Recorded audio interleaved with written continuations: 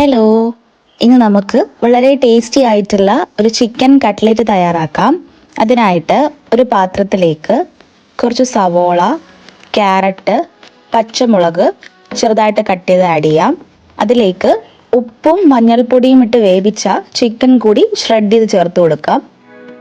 ശേഷം ഇതിലേക്ക് ഇഞ്ചി വെളുത്തുള്ളി പേസ്റ്റ് കൂടി ചേർത്ത് കൊടുക്കാം.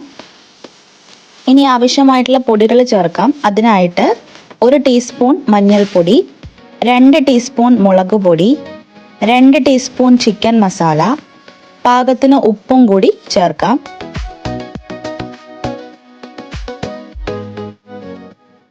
പൊടികളെല്ലാം ചേർത്ത് കഴിഞ്ഞാൽ ഇത് ജസ്റ്റ് ഒന്ന് മിക്സ് ആക്കി എടുക്കാം. കൈ കൊണ്ട് ജസ്റ്റ് ഒന്ന് പൊടികളും ചിക്കനും ഉള്ളിയും ഒക്കെ ആയിട്ടൊന്ന് മിക്സ് ആക്കി എടുക്കാം.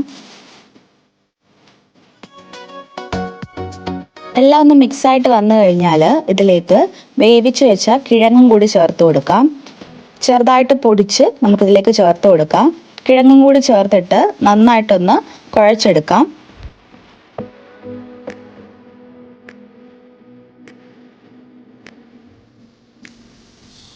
ഈ സമയം ഇതിലേക്ക് കുറച്ച് കറിവേപ്പില കൂടി ചേർത്ത് കൊടുക്കാം. കറിവേപ്പില കൂടി ചേർത്തിട്ട് നന്നായിട്ടൊന്ന് മിക്സ് ആക്കി എടുക്കാം. റോൾ ചെയ്യാൻ പരുവത്തിലാക്കിയിട്ട് നമുക്ക് കുഴച്ച് സെറ്റാക്കി വെക്കാം. ഇനി നമുക്ക് ഇതിൽ നിന്ന് ഓരോ പോർഷൻ എടുത്തിട്ട് ചെറിയ ചെറിയ ബോൾസ് ആക്കി എടുക്കാം.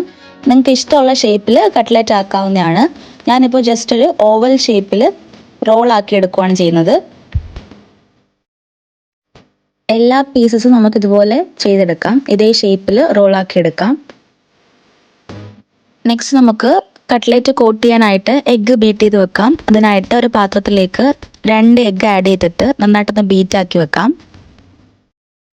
നെക്സ്റ്റ് നമുക്ക് ഓരോ കട്ട്ലേറ്റ് പീസസും എഗ്ഗിൽ ഡിപ്പ് ചെയ്തിട്ട് ബ്രെഡ് ക്രംസിൽ നന്നായിട്ട് കോട്ട് ചെയ്തെടുക്കാം.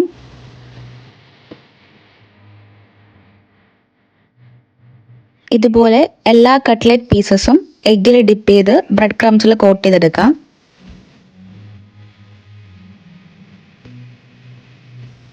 ഇനി നമുക്ക് ഈ കോട്ട് ചെയ്ത ഓരോ കട്ട്ലേറ്റ് പീസസും ഫ്രൈ ആക്കി എടുക്കാം. അതിനായിട്ട് ഒരു പാത്രത്തിലേക്ക് കുറച്ച് ഓയിൽ ആഡ് ചെയ്ത് കൊടുക്കാം. ഓയിൽ നന്നായിട്ട് ചൂടായിട്ട് വരുമ്പോഴേക്കും അതിലേക്ക് നമുക്ക് ഓരോ കട്ട്ലേറ്റ് പീസസും ഇട്ട് കൊടുക്കാം. ഫ്ലെയിം ഒന്ന് മീഡിയമിലാക്കി 2 സൈഡും ബ്രൗൺ കളർ ആകുന്ന വരെ കുക്ക് ചെയ്തെടുക്കാം.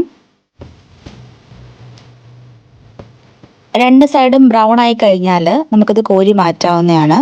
ഇതുപോലെ നമുക്ക് എല്ലാ പീസും ഫ്രൈ ചെയ്തെടുക്കാം. അപ്പോൾ വളരെ ടേസ്റ്റി ആയിട്ടുള്ള ചിക്കൻ കട്ട്ലറ്റ് ഇവിടെ റെഡി ആയിട്ട് കഴിഞ്ഞു. അപ്പോൾ എല്ലാവരും തയ്യാറാക്കി നോക്കുക. കൂടുതൽ റെസിപ്പീസിനായിട്ട് ഫോളോ ദ വുഡൻ സ്പൂൺ.